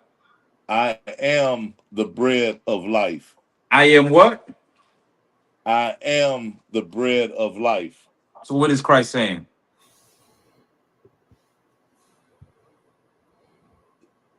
Salakia. Go ahead. That he is the true bread, not no physical bread. His word and his ways are the bread. True. Right? But the people is comparing, they're using the time of Moses as a reference to say, well, this is how we knew we should follow Moses. Right? Because Moses gave us bread. So we knew we should have followed Moses. But Christ is saying, I'm giving you something better than bread. So you should do what then? Salaki, Go ahead. follow me. Damn right. Get the brother a hand. Get Salaki, the and that's brother a on me. hand. You know what I'm saying? He's saying, I'm not just giving you physical food, but I'm giving you word of God that can actually give you life. That's enough sign right there for you to follow him. And that rich brother knew that. He knew all the miracles Christ was doing. He knew Christ was the Messiah. That's why he came up to him and said, good master, I know you. That's why he called him good. You know what I'm saying? Mm-hmm. Because he knew all the good things that Christ was doing.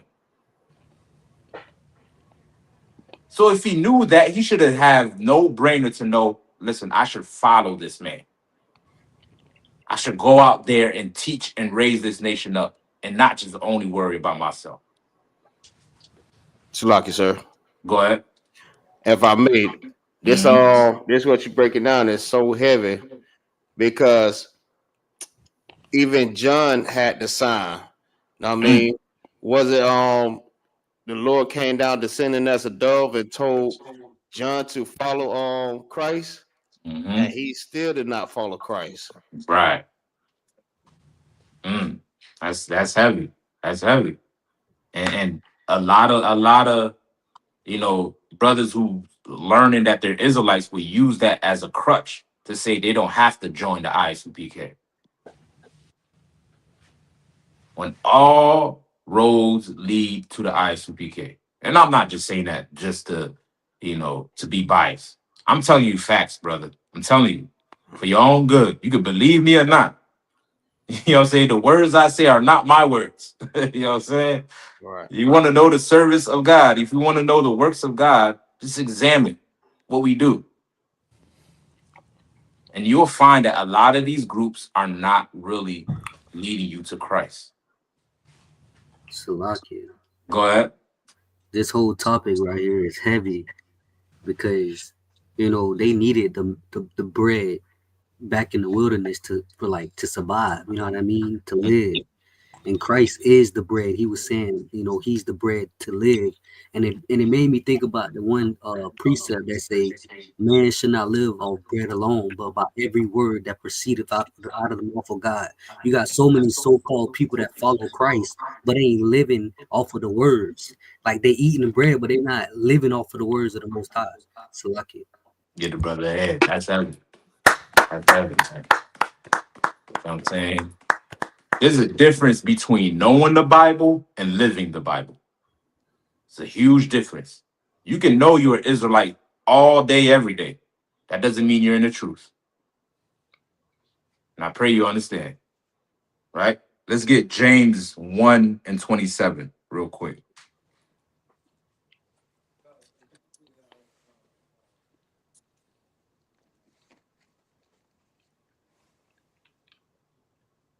All right, to be perfect. What does it mean to be perfect? Let's get James 1:27 real quick. Cut on, I got it. Go ahead. This is the book of James, chapter 1 and verse 27.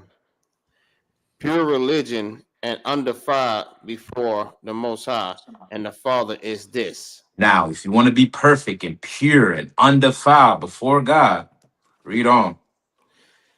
To visit the fatherless and widows in their afflictions. Sell all that you have and give it to the poor.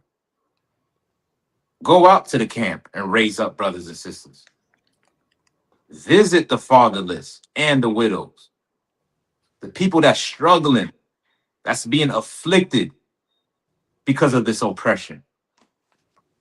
That's what makes you pure and perfect and undefiled before God. Read on. And to keep himself unspotted from the world. Right. Keep yourself unspotted from the world. Keep the commandments. Keep the commandments. Right?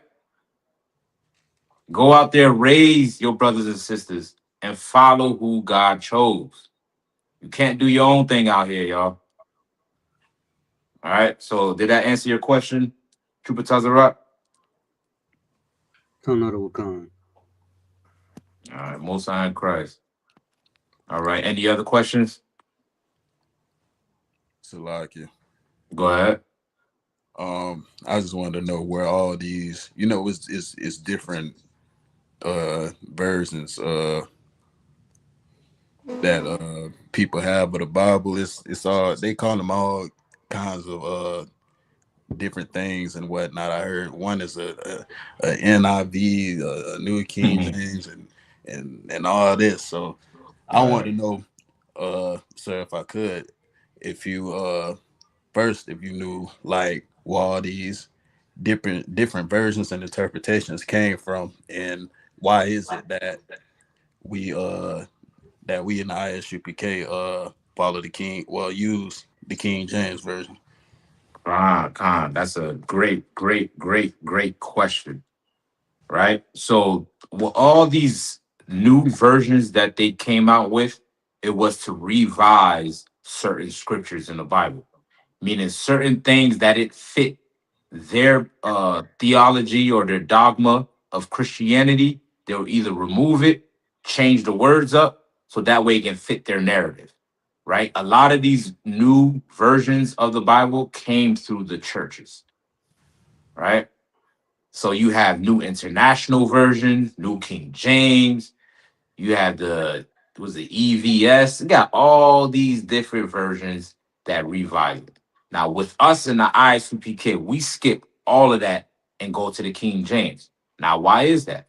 Right? The reason being is because the King James Version is the most accurate to the original text.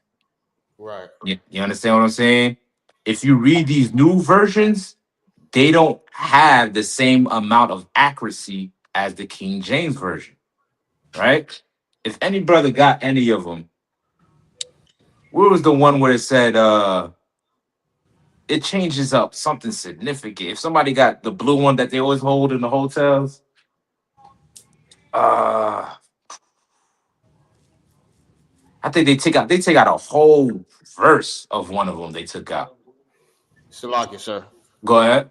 I know, like what I like to do when I read the King James and I read these other interpretations of the Bible, I try to compare them to what King James may say. All right, like Jeremiah 14:1 or 14:2. That's what it was. Jeremiah, that's what they changed. Now go ahead, Soda. It say the Jews are black. But when you look on like the NIV or these other versions, it don't say it at all. It just out of there. Right. I find that bizarre that they do that. Mm-hmm. Right. All these other versions came later after the King James Version, right? So the King James Version was constructed by 47 scholars. It's called the King James Version because he's the one that authorized it as the king. But it took 47 scholars in order to get it fully translated. And what he did in order to protest against the Catholic Church, because during this time, the Catholic Church is the one that held possession of the scriptures, right? The only ones that they made available to the public was the Latin Vulgate. Now, King James wasn't the first English translation, right? You had something called, I think I'm missing the name, the Genevieve, son, like it is one English translation that came prior to the King James Version. But that English translation has a lot of inaccuracies because it was translated from the Latin Vulgate, right? What King James decided to do was skip the Catholic Church and get it directly from the original, right? So this is why we use the King James Version. You know what I'm saying? Because it's the most accurate version, right? Now, the ones that came after the King James, like the ones without the Apocrypha, the ones that were like Margazar said that changed Jeremiah 14:2, right? The ones that came after, they did that solely because it didn't fit the dogma of Christianity.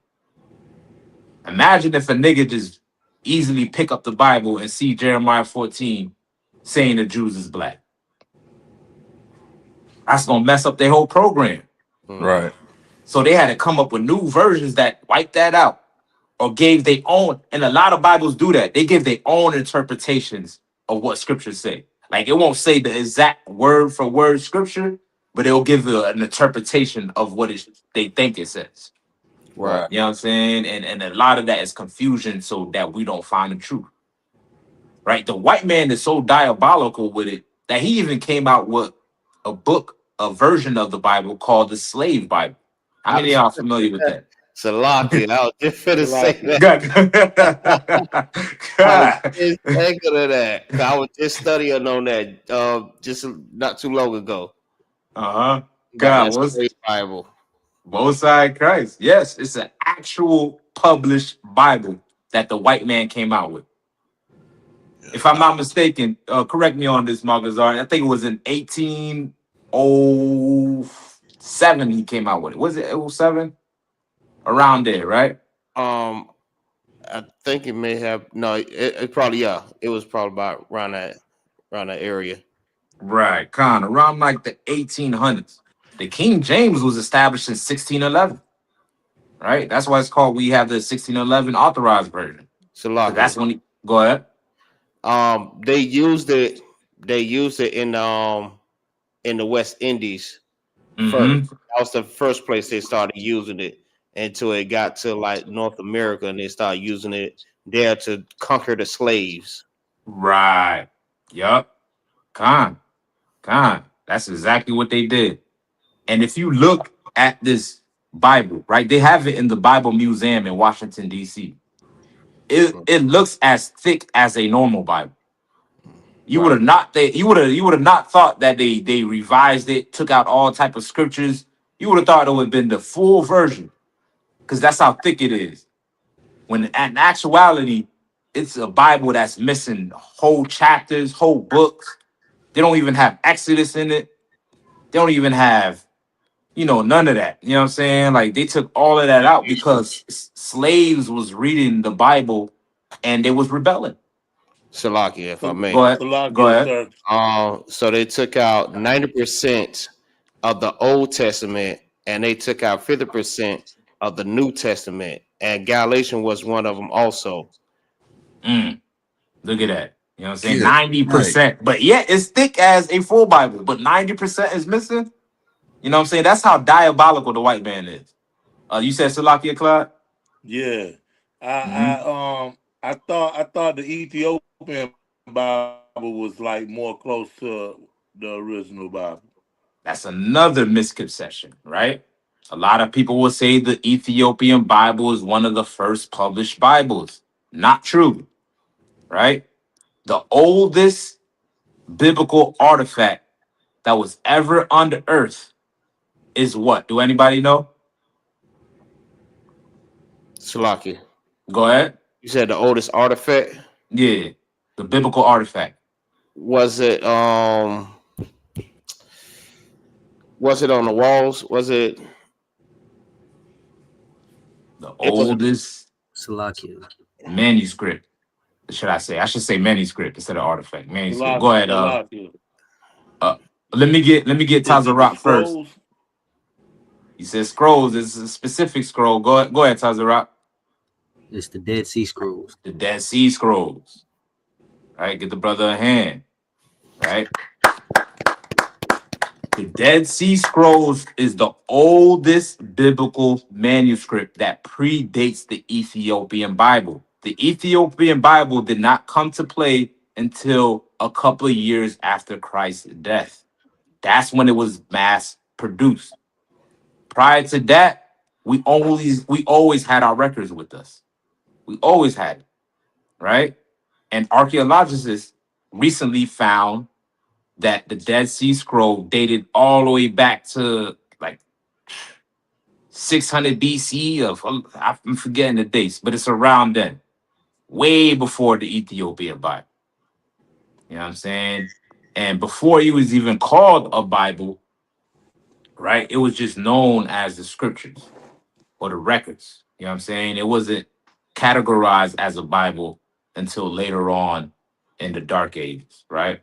The word Bible just means collection of books. You know what I'm saying?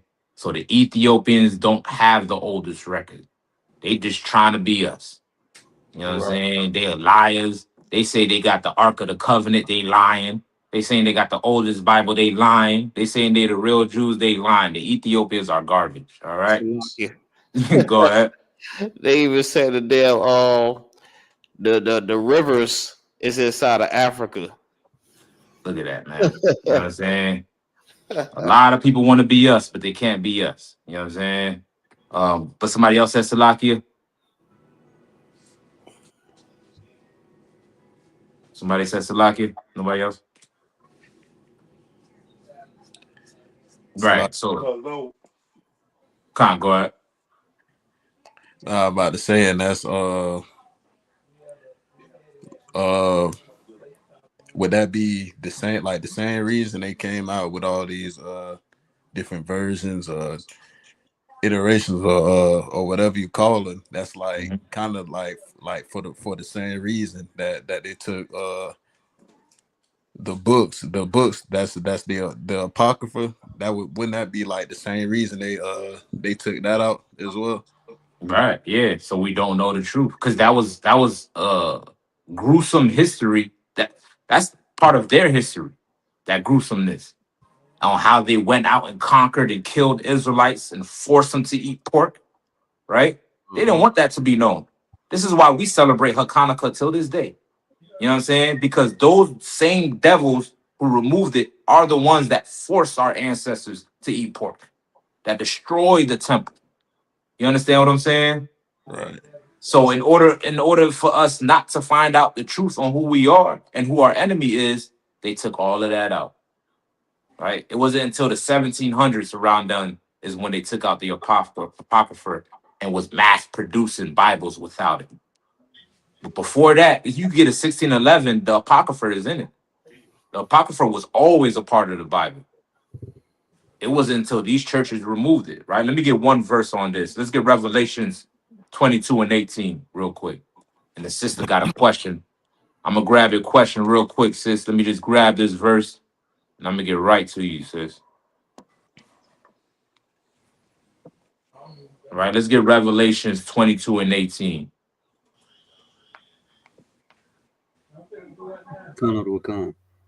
You got it.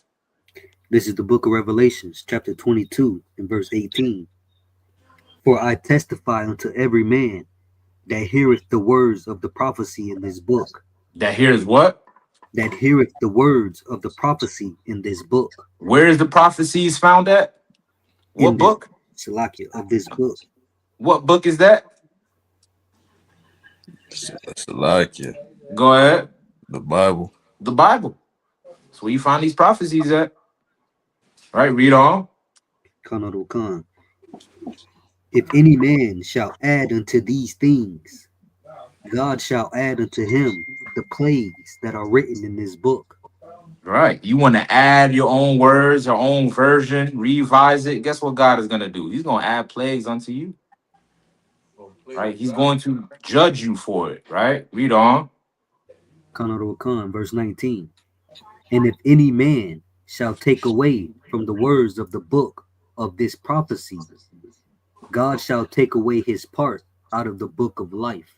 Right. If you want to take away, remove Exodus, remove 90% of the Bible, God is going to take you off this earth. You know what I'm saying? You know what I mean? Because you're not supposed to add or remove. And that's what King James made sure he didn't do. Right. Now, of course, there's certain translations that in the King James that according to the church's standard that words that he will use, like the word church is not found in the original text. Right. He'll use those words because that was part of his ruling, era where he will use that so people can always refer back to the church. Right. The church just mean congregation. Right. Even Pashak in the New Testament. Right. The word Easter, all of that. You know what I'm saying? All of that is supposed to say Pashak. Holy Ghost is supposed to be Holy Spirit. Right?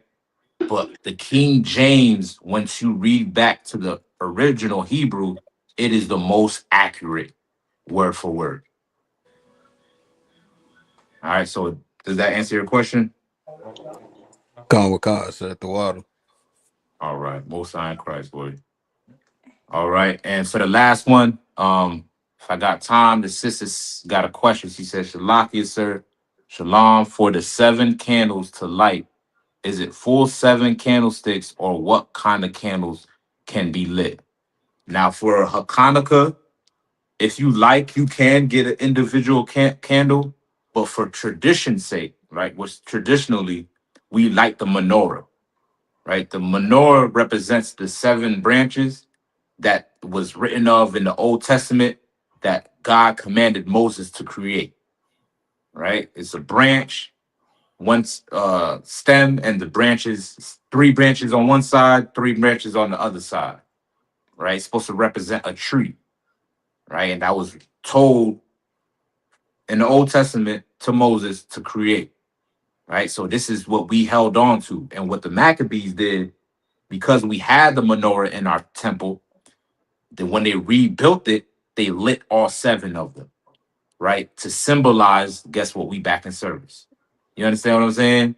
If you go to any store and you want to know whether or not they open, right, without using your phone, because we got technology these days, the best way to know if they're open or not is what? What's the simple answer? What's the best way to know any business is open for business? Salakia, sir. Go ahead. The open sign in the window. The open sign in the window. What else? Salakia. Go ahead. The lights is on. If the lights is on. You know what I'm saying? If the lights ain't on, well, guess what? They must be closed, right? So we lit those candles, right, to let the congregation know, let Israel know we're back in business. You know what I'm saying? The temple is back up. You know what I'm saying? So the tradition is that we light the menorah. You want to light it for each day of Hanukkah. Each day, keep that menorah lit, man. You know what I mean? In remembrance of what the brothers sacrificed to rebuild the temple. You don't got a menorah, you can light you a candle or 2. It's straight. You know what I'm saying? But traditionally, we light the menorah. All right. I hope that answered your question, sis. All right. So with that, the light. Okay, Khan, she answered the question. Khan, the light. With that, man, we're gonna wrap up the class. Give it up, give it up. Most High in Christ. The water, Officer Magazar, Trooper Tazarat, Trooper Mashah, Young Man Clyde, everybody that tuned in. Shout out to the sister Bayana, Sapaya Na. Who else we got on here? Kwali, Salakia, Kawana. Who else, man? We got a couple heads that was up in here at the water for everybody that was rocking out. Class will continue on the same channel. Make sure you like, share, and subscribe. Do you have the security announcements, Officer Magazar? Cut on cut. I got you. With that, man, I'm gonna pass the class over to Priest and Officer Magazar. All right. ISUPK security announcement. Rules for new brothers and sisters. When a new brother or sister comes into the school, they are off limits for 6 months. They are to be saluted only. They are here to learn and share themselves of the world. If they need transportation, the teacher will arrange it. After 6 months, if a brother or sister has an interest in a particular person, they are to seek counsel from the heads. Tithes, which is the commandment. Number 18, verse 21, and Malachi 3, verse 8 through 10. Means 10th in the Hebrew, Ma'ashra, 10% of any increase that Salakia.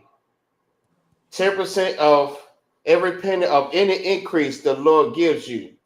Give it to the Treasury Department.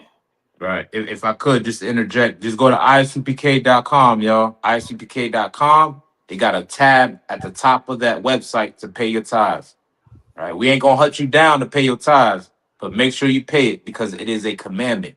If you want to be perfect, y'all, keep the commandment. All right. Go ahead. All right. Priest fund, free will offering, not mandatory. Salakia. Free will offering for priests, not mandatory. Whatever amount you would like. Upholding convocation is parim. All right. Just stand by for those announcements. All right. You want to say something on that, Serge? No. Yeah, you right up on it, boy. Yeah, Con. Just Purim is the next feast that's coming up. It's usually around in the beginning of the year. So just stand by for the announcement for that. Cut on card. All right. If anyone wants to become a trooper in the school, start wearing all black boots, shirt, pants, headbands, and scarves. And with that, I said Amidium, which means to stand. We're going to set up a courtesy salute to the teacher of the class. All right? Men of Israel, Amidium, Amadi Shabbat, Amidium, Barak, Yahweh, Yahweh Shem Yahshua Barakathum. Yahya Matah, Saul, mean the turn. We're going to set up a courtesy salute to the sisters of the class. All right? Men of Israel, Amidium, Shabbat, Amidium, Barak, Yahweh, Yahweh Shema done by Shem Yahshua. Yahya Matah. Class is dismissed. What everybody? I'm out. All right, Shalom, Lord of Christ. Shalom, Right. Israel.